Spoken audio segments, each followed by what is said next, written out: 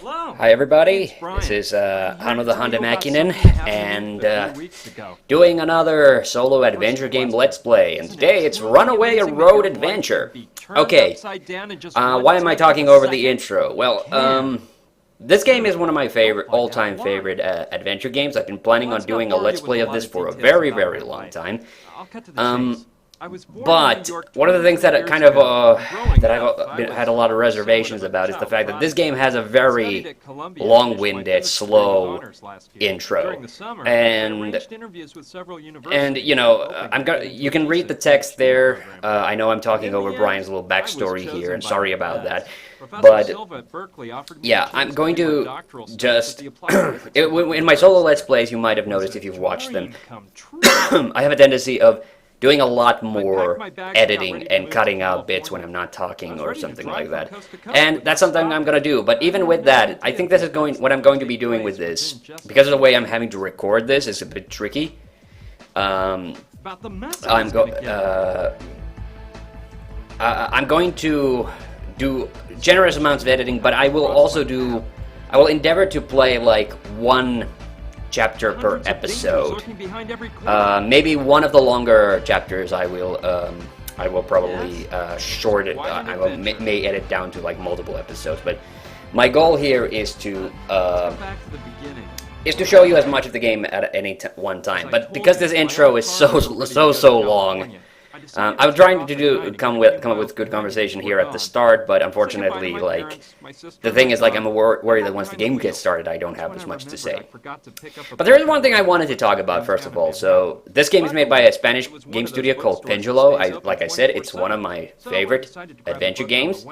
And in all honesty, I would say this is one of the best adventure games of the 2000s, because this is honestly one of I genuinely like it so much. It's the first game in the 3-part Runaway adventure game series, and the number one thing the number one reason I really wanted to make this Let's Play for so long is because of this English dub and the actors in it. So this is a game that was dubbed by the Audio Gods voice acting company, and that company, Audio Gods, is familiar. It will be familiar to a lot of people who have played. If you played, they dubbed a lot of games in the 2000s that were made by outside of the United States. So that was their kind of like forte.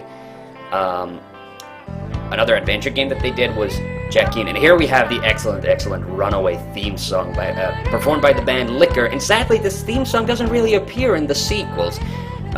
Maybe a little bit in Runaway 2, but it's very brief. And unfortunately, I haven't actually been able to play Runaway 3 far enough to hear it if it indeed plays it over that. So anyway, the Audio Gods voice acting company, they specialize in dubbing over foreign games specifically.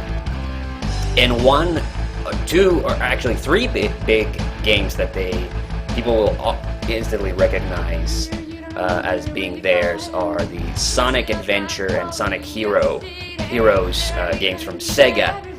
And in this game, you will hear the voice of Rouge the Bat, Lonnie Minella as the leading lady, Gina, but she's basically also the voice of all the other characters. You will also hear John St. John, aka Duke Nukem, as several of the characters. He's in this a lot more than, and they also dubbed over Runaway 2. Runaway 3, however, there was such a long gap between 2 and 3 that by that time they actually had a different voice acting company. And the voice actor who does Brian's voice in this is Mark Biaggi. And he is quite the character, you will notice. And you will also notice that the dialogue in this game is a bit weird. Like, Audio Gods, I don't think Audio Gods did the translation. Oh, it's already over. Okay, so here we finally get to the point where the story gets into gear properly. Gina's running away from the bad guys, and Brian hits him with his car.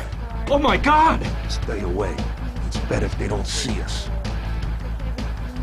She's unconscious. I'm taking her to the hospital. We'll take care of her at the hospital. Maybe that moron did the dirty work for us and she's already dead. Maybe, but we better make sure. It's so weird because these two goons, it's Boris and I forget what the eye patch guy's name is. But voice clips of these guys actually play in Runaway 2 as well, in a radio conversation. I'm telling you. All right, now we actually started. Okay, we got past that intro part, but now we actually have Gina and Brian having some conversation. Stop. Luckily for both of us, she wasn't that badly hurt. They did a bunch of tests on her at the hospital and said she had no major injuries. She was just in shock. So there, you're going to be seeing, in between every chapter, you're going to see Brian sitting in this chair and narrating. And you will notice that the dialogue in this game is very wordy, and I think, and that betrays the fact that this was a Spanish game. I don't think audio got to the translation. I think Pendulo must have done the English translation of the dialogue themselves, and then just gave the scripts to audio gods, and they just acted the lines the way they were. And it's all over now. I hit you with my and this is what you see in a lot of games from this era, where another good example is Siberia, I think, which was made by a French company, Microids. And in that also there's a very clumsy translation effort, which leads to a lot of weird word usage, like the voice actors are obviously English speakers, but the translation was clearly done by somebody who wasn't natively fluent. He works for a secret government agency. He told me he needed to tell me something. He said it was an emergency. I love the way he's staring at him. And also, I love the fact that because Lonnie Manella is all the female voices in this, you can, and as Gina there, you can definitely hear. What's the matter, Daddy? You're frightening me. There's no time to There's that very, very, like, typical Lonnie Manella delivery. And no matter what happens, don't let them find out you have it. You can't trust anybody, not even the police. But Daddy, please, tell me what's going on. I do think this is something that they improved on in the sequel, though. These facial animations are a little jerky because you can see they're just still images. The guys pulled my dad away and took him into the storeroom. I scrambled away just in time and got the crucifix without them seeing me. I followed them to the storeroom. They tied my dad to a chair and violently started interrogating him. These two henchmen wouldn't stop hitting him, and my heart froze when I saw who was giving the orders. The Sandretti brothers. The Sandretti brothers, yeah, and John St. John is one of the two Sandrettis. I think he's the skinny one. Yes. To tell you what he knows. Yes, he is. Beat the truth out of him, if you must. Speak.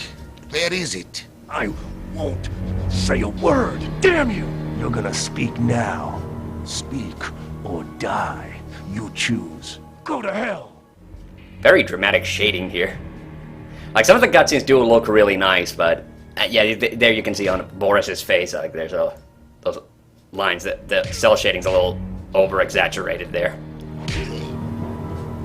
It seems our friend doesn't want to cooperate. What a shame. So, we got a tough boy on our hands. You're not easily convinced, huh? Boys, maybe you're being too soft on our little hero. I remember when I played this for the first time, on my computer there was this awful bug. Did you hear that? The boss says we're being softies. Yeah. What are you doing? Didn't you hear his neck crack? You killed him, man. That's weird, like, he's clearly, like, trying to be... There. You already know the rest. Oh, wait a minute, it's not Boris, it's Fyodor, isn't it? Yeah, Fyodor, yes. It's clearly supposed to be, like, Russian, but he's... You killed him, man! Like, he's... Like, what is he turning Jamaican all of a sudden? Kill me. Don't worry. Just rest for now. Go to sleep. I won't leave you. She fell asleep. Those tranquilizers must have taken effect. What a story. I don't know what to think. The poor thing is probably in shock from the accident.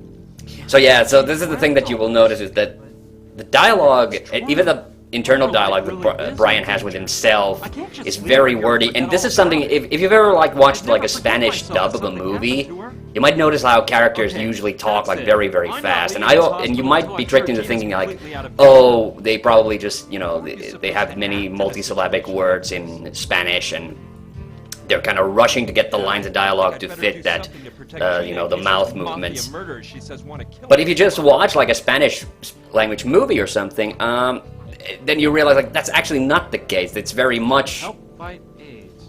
That's pretty much the way they just talk. They just talk very, very fast, and it's... Alright. And let's now take a look. We're finally in the game. Alright, and here's our inventory. Oh yeah, Finest brands on the market. Alright, let's take a look at our bag. So there's a piece of amber. I found this at an archaeological dig. There's a fossilized mosquito inside. Yeah, a little Jurassic Park reference there. There's a lot of really funny references in this game. Nothing in there. Yeah, so Brian was on his way to university and he bumps into Tina, and that's why they end up in the here. applied physics department that he chairs. This has been my lifelong dream, and it's finally coming true. I hope this mess is cleared up fast so I can get to California. California, yeah. You can definitely tell that this game actually started. I think this game came out like in 2003, but I think you can definitely tell that it was in development a lot longer. In fact, I think I even like at one point. Well, just grab everything. This might come in handy. Yeah. It says glass, but it clearly looks like a plastic cup. So our goal in this very first chapter is to distract those people who are trying to kill Gina. So we have to somehow hide her presence in this hospital room. All right, and here comes our first bag. I'll keep it until Gina wakes All up. right, and here's the thing I've noticed, that even like hardened adventure game fans,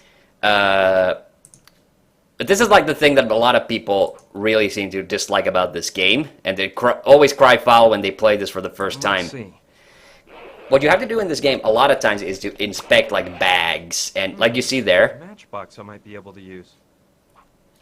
and so inventory Let's items see. appear, but the thing is, you get to inspect the bag multiple times. There's a lot of stuff in there, but for now, nothing interests me. Yes, and that's very key to knowing that in this game, when you get a bag, you will probably have to look into it at least 2 or 3 times as the game progresses before you find everything that you need in there. Let's see. It's a map of this floor of the hospital. Here's the room I'm in. Here's the hall, and if I'm not mistaken, across the hall and just to the left of this room, there's a storeroom. That could be interesting. I don't need to take it down. All right, yeah. This is something you have to remember to look at. And I will say this game does have a couple of annoying design flaws.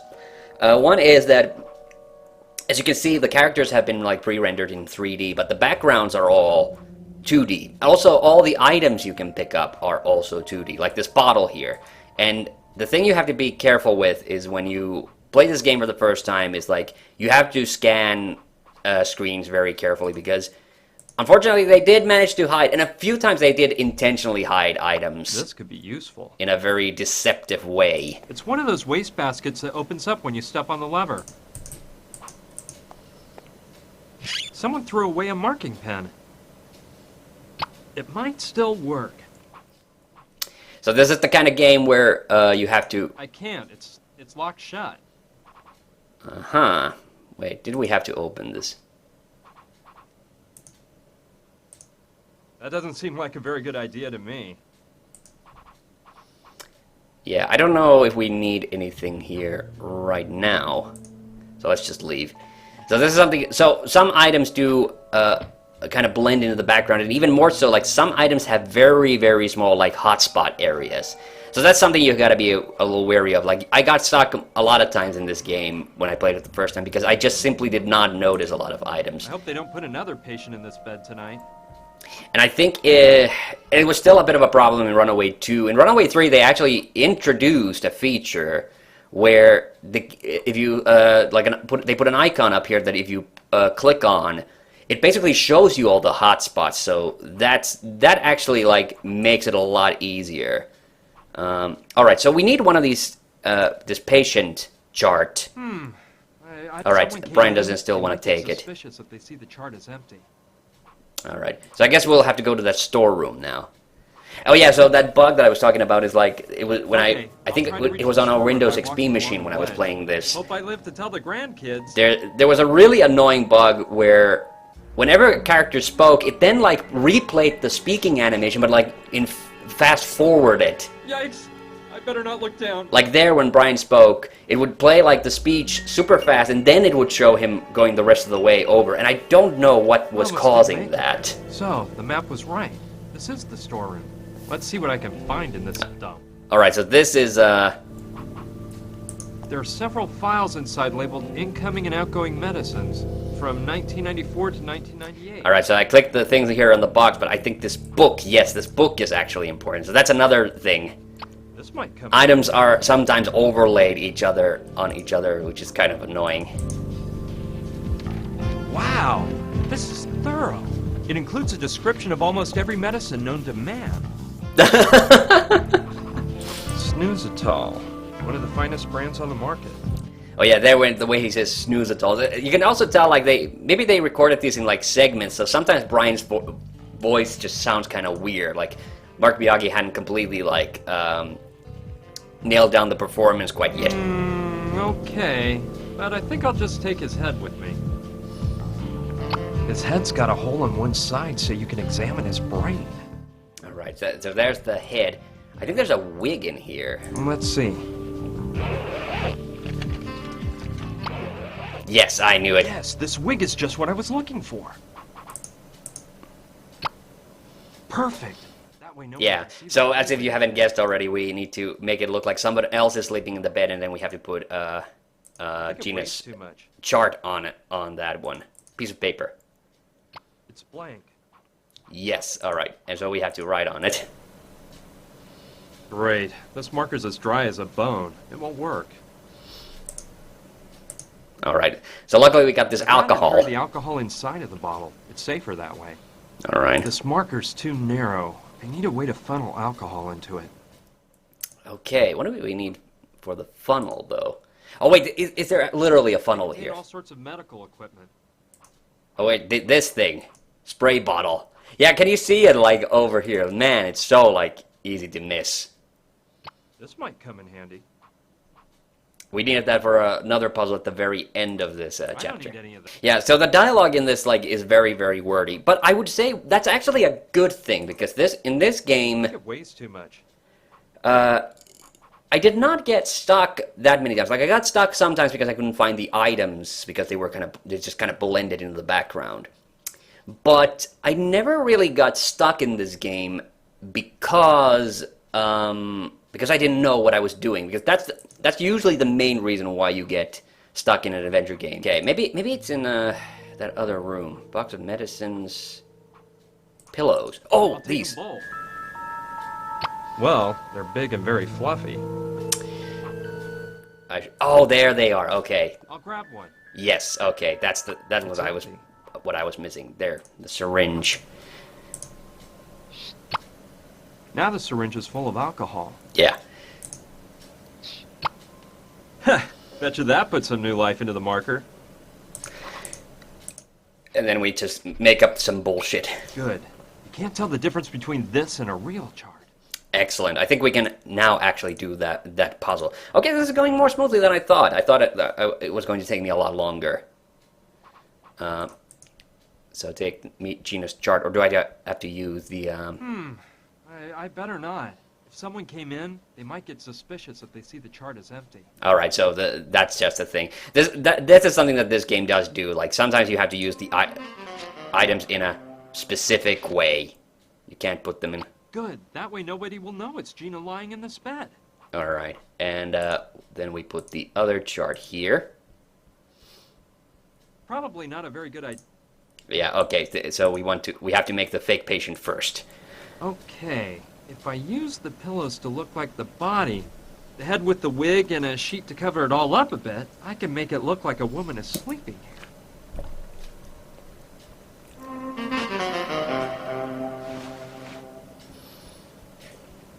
That should do the trick. Alright, and now we put the fake chart in. Perfect. That way they'll think it's Gina who's in the bed. Yeah. Although I do think it breaks the suspension of disbelief just a little bit that she's right there, but I think in the cutscene it actually explains it. So now we have to leave the room. And I think now... Yes, there's Fyodor.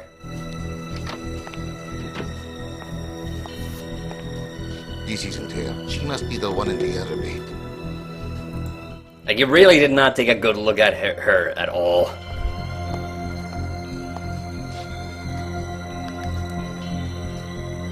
Yes. Say goodbye to the world, little friend. Hey!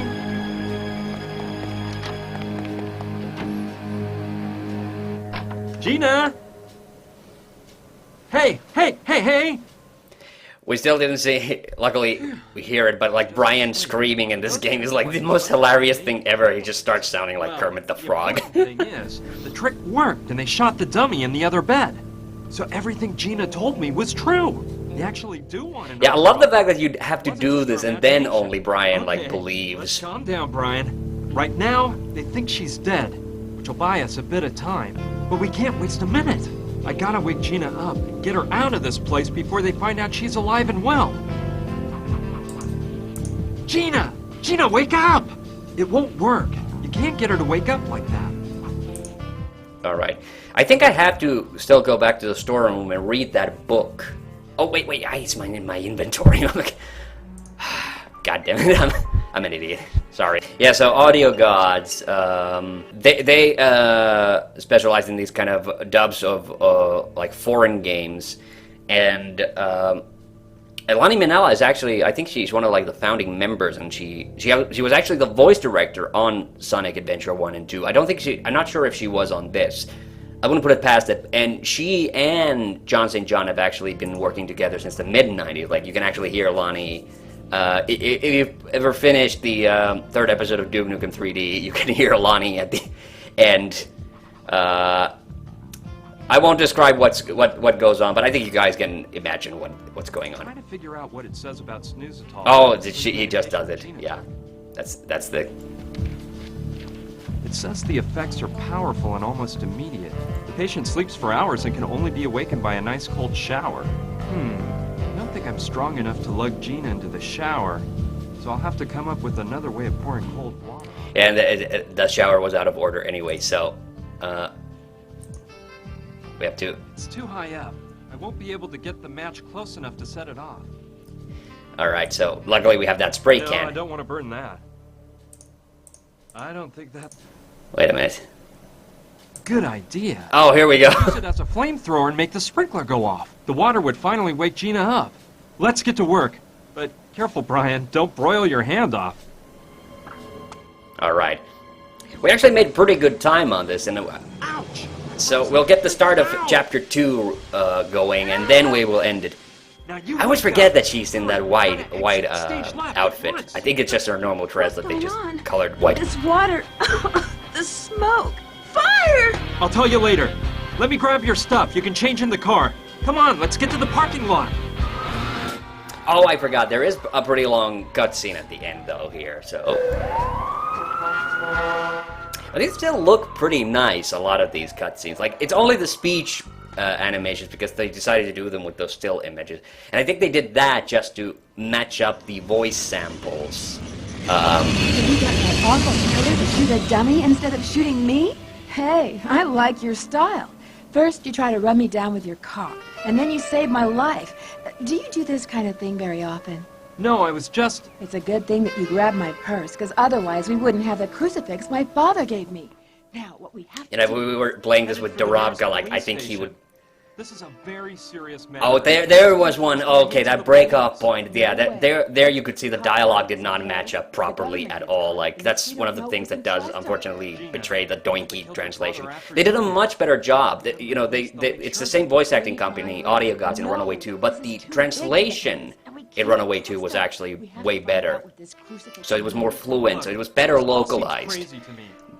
But I will say, in Runaway 2, I was more, you know, confused a lot of the time of what I was trying to do, and I think part of it was the translation, like, but part of it was that it was just Runaway 2 is one of my least favorite adventure games. I really did not enjoy it. It doesn't even run very properly. I remember when I was doing the bottom 10 adventure games list, and I wanted to show off some of the bullshit that happens like at the end, but I had to buy it on GOG first of all because my version of the game doesn't run. That's the most annoying thing about like getting these games as physical copies is not recommended because they do not run on Windows 10. I remember like Runaway 1 doesn't even like run properly even on Windows 7. You know where my blonde wig is? I was Ah, she's missing her blonde wig. Yeah. But yeah, those games don't run properly on modern computers, and even the download version of Runaway 2 doesn't run properly on my computer. Like it breaks down on the, it starts bugging out on the snow section. The girl escaped. Looks like the guy who ran over her is along for the ride. They left the hospital together. I don't recognize this voice actor. Idiots. Have you identified this man's car? Yes, Don Roberto. We know the model, color, and license plate number. At least you've done something, Theodore. Yeah, Fyodor. Meet with Gustav. Gustav! That's the guy with the eye patch, alright. Vehicle, you're gonna go after them. Whatever you say, Don Roberto. I assure you, we won't let them ditch us again. Alright, Chapter 2 is honestly one of my favorite chapters. It's in the museum. But, like, all of the chapters are actually pretty good. I don't think there's a single chapter in this game that I don't actually dislike. Thinking something here. I'm almost glad that girl's still alive. What do you mean?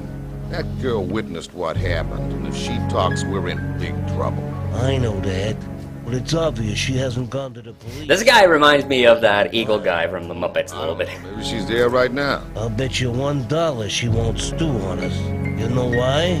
'Cause she knows something. I think our men spoke with her before that animal Gustav broke his neck. Besides, why else would she have been in the storeroom? Yeah, you may be right, brother.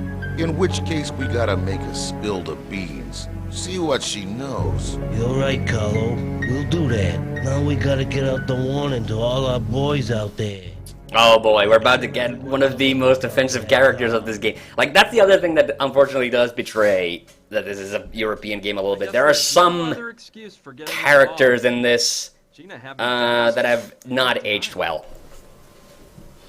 But what would you have done? A beautiful girl asks you for help, so what do you do? Yeah, this is the thing. Like, the cutscenes, transitions are sometimes very, very It long. took us a whole day to get to Chicago. I because of think the whole chapter drive. 4 might So we actually wait have shop. the longest Along like the way, we transition stopped, got some animation. snacks, Like and the car it's drove a over. long transition just from the end and then the start, but then like Brian's like even like Brian's like explanation of what goes on is very long in that. So we're going to see Clive. He's the. All right, so here is Well, we made it to the museum. Archaeology and Natural History Museum. Oh wow, that part of the sign was actually blacked out there. Alright, here he comes. This is Munchkin Bob. like, oh boy. Absolutely you would not name a character that these days. The thing is, like, I remember when me and Villa played this for the first time, he heard it as Munchkin Blob, because he definitely puts a lot of emphasis on the first B in his name. Ricky? Hey, it's Munchkin Blob here. I'm calling from Chicago, and guess what? I just saw that car you're looking for. I swear I haven't had a drink, and I'm sure it's the same car. Yeah, those, like, line deliveries are so weird, like... A dopey-looking guy with some gal. They went into the Museum of Archaeology and Natural History. Sure thing, I'll tail them. Lovely framing, too, like he's at the very bottom. The precise origin of this crucifix. It must be quite important for you to have come all the way here at this time of night. It really is, Clive. And Jack Keane, which is the other game that I had, the other adventure game, like actually the main character in that is voiced by the voice actor for Shadow the Hedgehog. It's weird because he doesn't sound anything like it, but it is totally him. I don't think Mark Biaggi wasn't in Sonic Adventure. It's capable of analyzing the composition. And I don't know if Audio Gods is still around. I think that they must have petered out somewhere in the 2010s. You know, that's around the time when John St. John did his like bit for Duke Nukem Forever, which, in spite of his contributions, you know, ended up the way it did. All right, so here's our next clue, our next objective for the next part. First predicament is the poor condition the crucifix is in. So we have to restore the crucifix, then use the analysis computer, and then of course we can't like get it cleaned away right away because the lab technician is too busy. So it's just inconvenience after inconvenience. This is very traditional adventure game stuff. An anthropologist, not a restoration specialist. That sort of job must be... Man, I get the feeling like they were trying to do a McCoy there, but it doesn't sound... Dr. Oliva, yeah, that's the weird thing. That does not sound like a real name to me. That always seems to me like...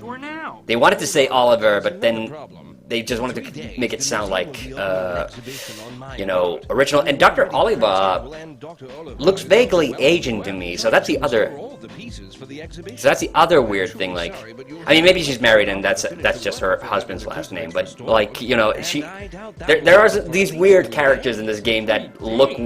That you know have not aged very properly. Joshua is of course the worst one of all, and that's one of the reasons I really hated Runaway 2 because Joshua came back in Runaway 2. You're defenseless? No, I wouldn't do that. But I can't wait for 3 days either. I'm gonna talk with this doctor and try to get her to restore the crucifix tonight. Oh dear, you can try to, Brian, but I'm Susan Oliver. Oliver is not an easy woman to sway. If I were you, I certainly wouldn't dare make such a proposition until she's completed all her work for the exhibition. Well, I have to try.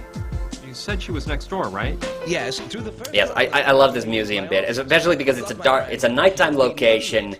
And a kind of a lot of these are like kind of like locked room puzzles, but there are actually multiple locations, so it doesn't feel like claustrophobic. Anyway, we'll meet up here in a little while. So if we have been playing with the Dorobka, like he would have commented, like he could tell that this is almost feels like one of those Belgia Franco comic books. You know, there's a sexy woman and all these weird characters with these cartoony proportions and. Yes. It reminds me a little bit of like Lucky Luke or Spyro or Asterix or something like that. This wretched son of a Tsitsa has taken me 2 weeks of work to finish. And all of the numbered objects on these shelves. I love the fact that it is a museum. I love museums. They are. Opens in 36 hours. But this is an emergency, Doctor. There are lives at stake. My life will be at stake if the items on those shelves aren't ready for the exhibition, all right? All right. It threw us straight into a dialogue tree. Oh yeah, and so she's also voiced by Lonnie Manella. Just what does your work consist of? My job is to restore works of art. And let me tell you something. No one in the world does it better than I do. Like that, I think people often don't think of Lonnie Manella as a particularly good voice actress, but man, she can do a really good voice with this. She is also the other. Well, we'll get to that later. What are you doing right now? Right now, I'm using a small lathe to clean up any flaws on the object. Then a laser smooths it out. So that laser is important, all right. I thought a museum like this would have more resources. Thinking is so simple. Don't you think I might work more efficiently if you leave me alone? Point taken. Catalog. The museum uses the latest scanner, which examines a piece using radiation. After determining the age and makeup of the item... Oh, actually, we can already put the crucifix up there, but then we have to solve the puzzles and get her, I'll just let you work. Yeah, we'll leave her alone now. Fine.